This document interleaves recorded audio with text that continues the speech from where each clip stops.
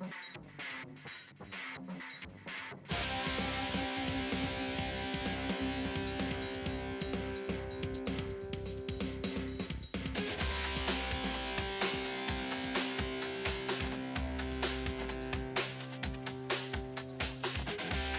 to Tiger Tracks, your home for the best of LSU athletics.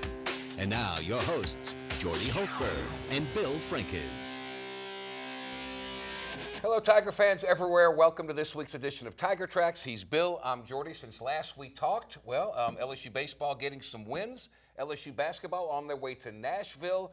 They will play Friday in this SEC basketball tournament, awaiting the winner of Auburn versus Tennessee, and then that winner plays Vanderbilt, and then that winner plays LSU. They got the double bye, which is certainly significant. Right, exactly. LSU as the number 4 seed in the tournament.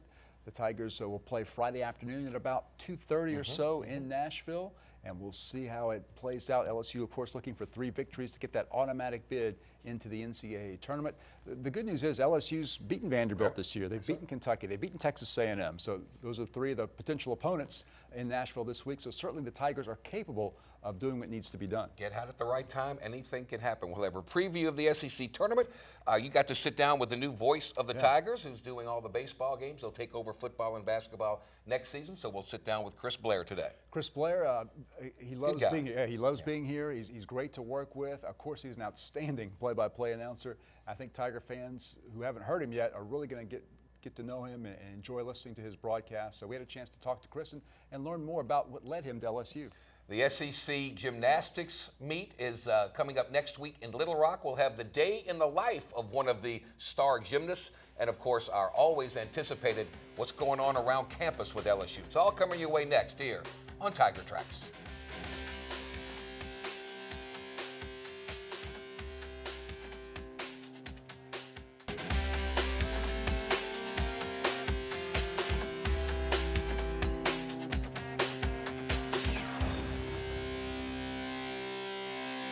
Welcome back to Tiger Tracks. We start with a preview of the SEC men's basketball tournament in Nashville. Don't know why they choose Nashville, but LSU will in all likelihood have to play Vanderbilt Friday. Where's Vanderbilt from? Nashville. I'm just saying. You know, Jordy, it's been, 36 years since LSU won the SEC tournament. I believe the last time a guy by the name of Jordy Hultberg was a shooting guard on that club. So it's something that LSU hasn't done in a while, but it's certainly within reach for the Tigers. Yeah, definitely. Overdue. So Garrett Walvert had a chance to visit with Coach Jones and some of the players this week, and let's take a look as we preview the SEC tournament. Excited about the double bye and look forward to 2:30 on Friday against a very tough opponent. And obviously the SEC tournament, it's probably one of the most interesting years for us, with the balance of our league, with 2 top teams in our league finishing with 5 losses. And we know the challenges that's presented out there for us, and look forward to hopefully playing well for 3 days there in Nashville. Well, our goal is to win the SEC championship. We know we can't be beaten, most of the teams that are going to be in it. So for us, we got to pull together and really, make things happen. Losing Keith wasn't great for us. So he was one of the main leaders, and then guys need to step up. Craig's always been a good leader. I've been trying to lead. Tim's been there at times. Just got to work on us. We focus on what we do. We know we got to go on a run, to accomplish what we want to accomplish this season. Goals that we set in the beginning of the season was to win the SEC championship anyway, so we just know we got to go on a run. It's the same with any team in the league, man. You never know who's going to win this tournament. Hopefully it's us, but, any team can come out and just go on a run. There's a lot of good teams out there, and when they're at their best, everyone's dangerous. It's a win or go home, so it's kind of like, tournament play like any other tournament, so we understand that we just got to win. Now, it's no setbacks from here. It's either now or go home. Challenging ourselves to go out and to compete at a high level. First half, we compete at a high level. Second half come around, and it's haywire. So we just have to stay focused and play with the same level of intensity that we played with in the first half, and let that carry over to the second half, and I feel we'll be all right. It's a new season for us, a great opportunity to conference tournament. I think it sits on a stage of its own, because that's a true representative of your conference champion, the team with the automatic bid. comes from your conference tournament, and we have an opportunity to play in that. And we've positioned ourselves through the hard work and effort that we've played with all year long to get a double bye, and that's what you play for, to have an opportunity to maybe only have to play 3 days instead of 4 or 5 days in that tournament. I just think we've got to make sure that we do a great job and play well, and we're hopeful that we're going up to try to win the tournament and be hopefully cutting down nets on Sunday. That's our goal. And if we happen to fall short, I think the weight of our league should mean something anytime you have teams that finish up near the top, which we have with other teams, the great deal of success that we've had. And you can look and argue any points, but we certainly think the weight of our league should stand for something, and we're hopeful that a number of teams will get in. Nothing like when the calendar turns to March, you get hot, you start seeing the ball go through the basket, anything can happen. LSU certainly with the talent to go on a run. We all know they've got to win it all to get into the NCAA tournament. Absolutely, and I like the confidence that the team is showing. They realize that they've had some downtime, but also they have the ability to bring it to a new level, so we're looking forward to this week. Chris Blair, the new voice of the Tigers, when we return to Tiger Tracks. Tiger Tracks on CST is being brought to you by Capital One Bank, the official bank of all things Louisiana, and by Louisiana Propane Dealers. Get up to $1,200 in rebates on propane accessories. Find out how at louisianapropane.com.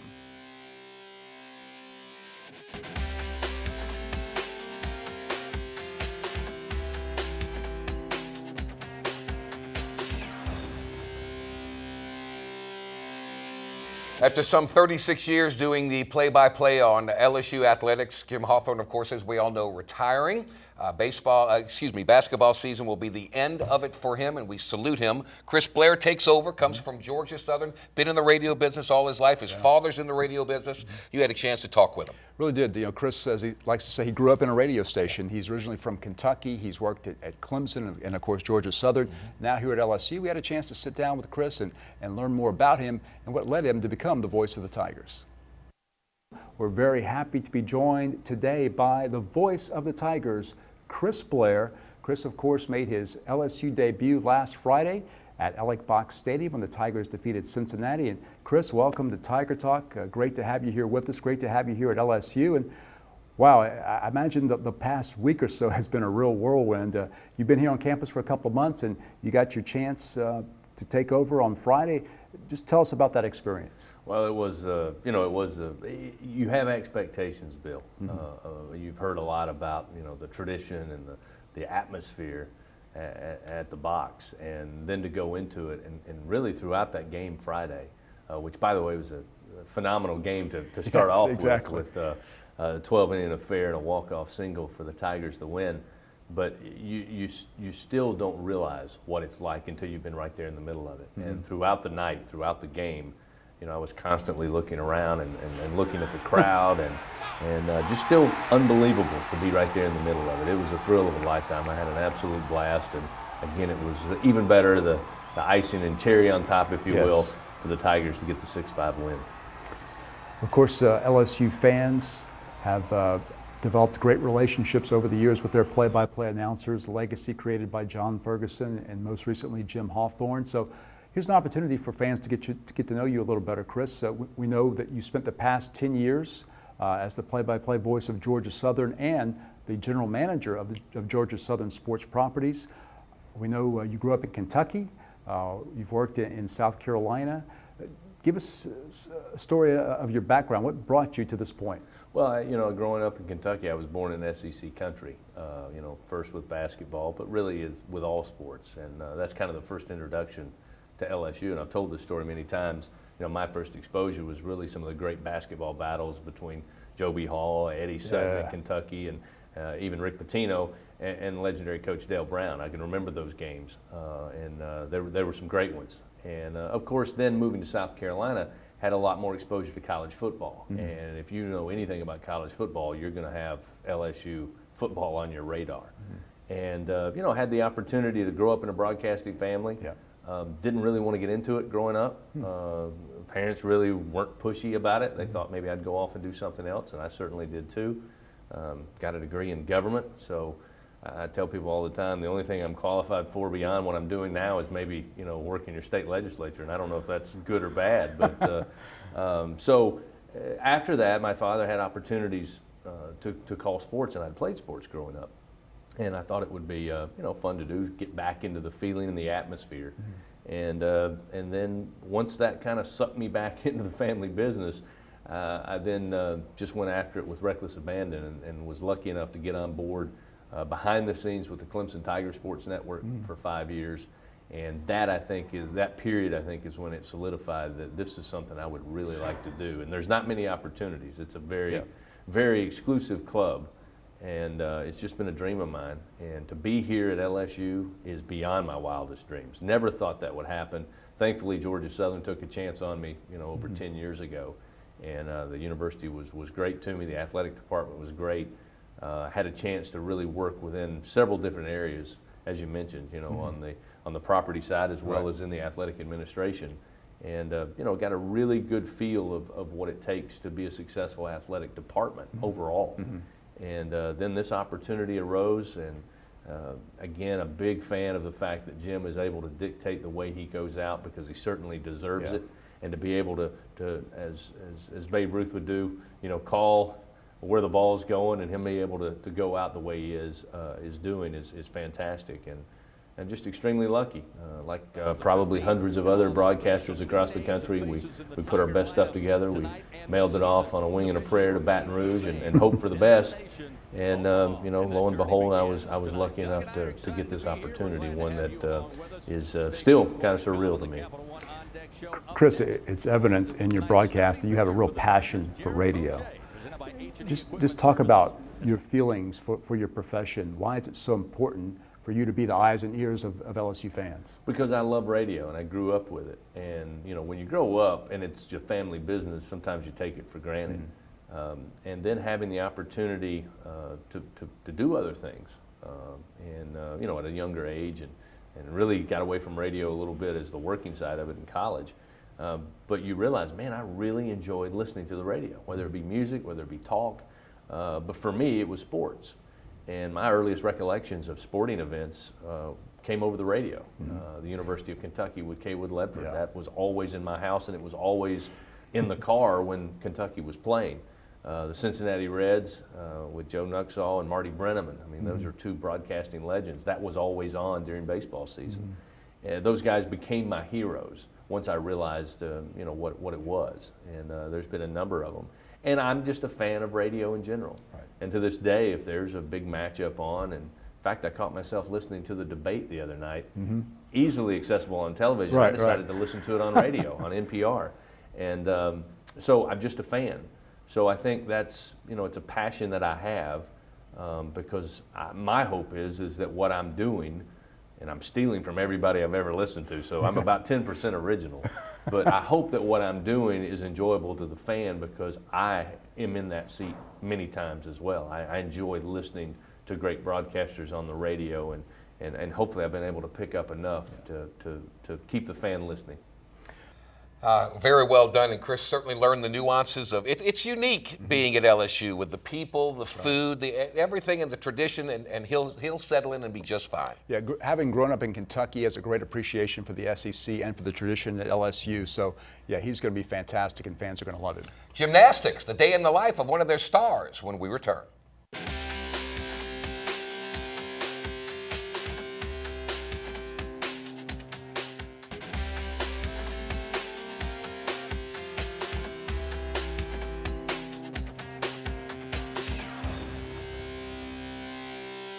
Welcome back to Tiger Tracks, LSU Gymnastics. Remarkable season. I think they've beaten 2 or 3 of the top teams in the country at the time that they competed against them. Great crowds, over 13,000 against Alabama, blew them out the water, and the SEC tournament coming up. SEC meet comes up next weekend in Little Rock, and Garrett Walvert had a chance to profile one of the Tigers' top gymnasts, Maya Hambrick. We get an idea of a day in the life of an LSU gymnast, what goes into the preparation on the day of a meet. So let's take a look as we take a day in the life of Maya Hambrick. Friday nights can't come soon enough for LSU gymnastics. Jam-packed, high-energy crowds bring the Maravich Assembly Center to life for each home meet. The thrill of competition and the satisfaction of a routine well run help drive the student athletes to greater heights. The day of the meet itself is a culmination of a week's worth of preparation. The preparation for meet day starts on the Sunday that we come in and after our last competition, and we review our last competition, and then we put that aside and begin to focus on our next mission, our next competition. Getting ready for this particular meet this weekend, Auburn, a big SEC opponent. They've got a lot of momentum going. So we really came in the gym on Monday after our Sunday workout and crushed it. Really came in hard, did a lot of hard workout, did a lot of pushing, trying to get some people in the lineup. As you begin to wind down into the inner squad, we like to take an easy day in the middle of the week and then come back for our inner squad and really put them to the test. LSU holds an inter-squad scrimmage roughly 24 hours before each meet, with the gymnasts performing their routines in all 4 disciplines. The coaches grade each performance and determine a starting lineup for the next day's meet. We go through every event just like we would at a meet through a lineup, plus alternates, a few alternates. And it really just gives us confidence going into the meet, knowing that we can hit our routines under pressure. And it's also really fun for us because when we're training, you know, we're so focused and we have to do so many numbers of each routine. And on an inter-squad day, it's just like a meet. And so we try to replicate that energy too, which we really don't have to try on this team. Everybody's really excited. So yeah, it's just, you know, to get us in that mindset for the next day. Usually Monday and Tuesday are our hard work days, and then Wednesday we have off. So you work really hard on Monday and Tuesday, and then coming into Thursday you feel prepared, getting ready to do all your routines and show your skills. The day of the meet begins like all others for the student athletes, with classes. Maya Hambrick takes a pair of courses on Friday, including English and a communications course on rhetoric and television. The gymnasts, spread across LSU's lush campus, annually compete for the highest GPA amongst all Tiger athletic teams. After class, everyone meets at the arena for a unique routine known as Power Circle. Power Circle's like a mental routine set, so we come through and do basically everything we would do at the competition, just without actually doing the skills. So you go through and you mentally go through all of your routines just as you would tonight. Yeah, I think it's really good to do prior to the meet because you get to come in here and just visualize yourself doing what you know how to do correctly, and there's it takes away a little bit of that added anxiety when we go away about you don't know what to expect in the arena, because all arenas are different and the way they're set up's different. So that helps to be able to go in there and just see it and to kind of feel what you're doing. And then when we are at home, since we know where everything is and we're comfortable here, it just gets us really excited for later on tonight. I think that Power Circle is really important because repetition is really helpful in the sport, and I think going through exactly what we're going to be going through tonight is just going to be automatic whenever we compete tonight. After Power Circle, the team enjoys a buffet-style lunch at the arena. With the clock ticking towards game time, the players begin preparing for the meet and styling each other's hair. LSU would tally their highest score of the season against Auburn, a 197-825. Maya Hambrick won the all-around title, her 4th on the year, and finished her meet day with titles on bars and beam. That's a very successful 24 hours in the life of an LSU gymnast. All right, Tiger fans, that's a wrap. Quite a day for one Maya Hambrick. When we return, LSU's research on genetics. You're going to stump me again. That's next on Tiger Tracks. Stay with us. Tiger Tracks on CST is being brought to you by Capital One Bank, the official bank of all things Louisiana, and by Louisiana Propane Dealers. Get up to $1,200 in rebates on propane accessories. Find out how at louisianapropane.com.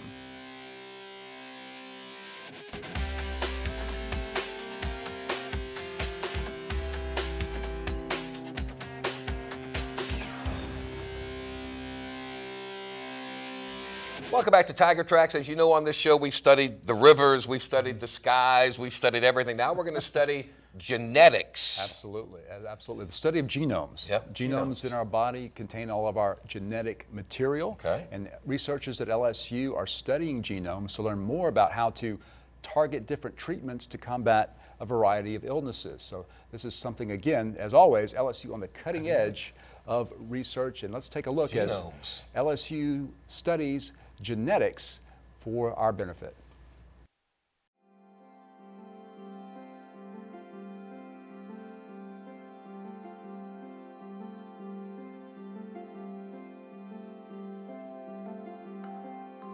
We're standing here in my laboratory on the 6th floor of the Life Sciences Annex, where we try to study how human and non-human primate genomes are put together and how the genetic variation they cause relates to personal genomics and personalized medicine. The Human Genome Project is currently an international consortium involving laboratories from all over the world who are interested in studying the distribution of genetic variation amongst different diverse human populations in order to better understand the history of our species and the spread of new disease alleles through the population.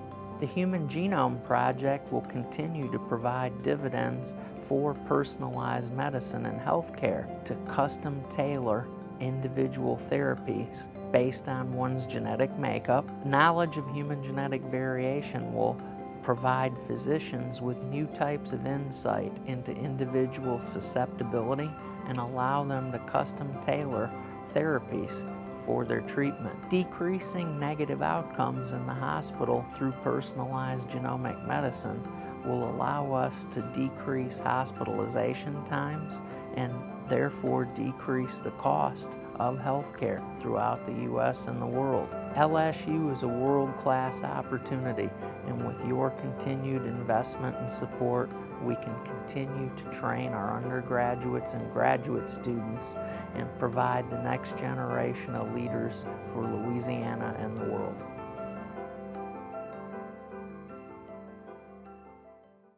All right, there you have it. Latest research on genetics, always on the cutting edge. Right, always a busy time, and of course, with baseball and tennis and all, it's all weather permitting. Right. Ball State coming to town for a 3-game baseball series. LSU softball hosting Alabama. Stay tuned, weather permitting.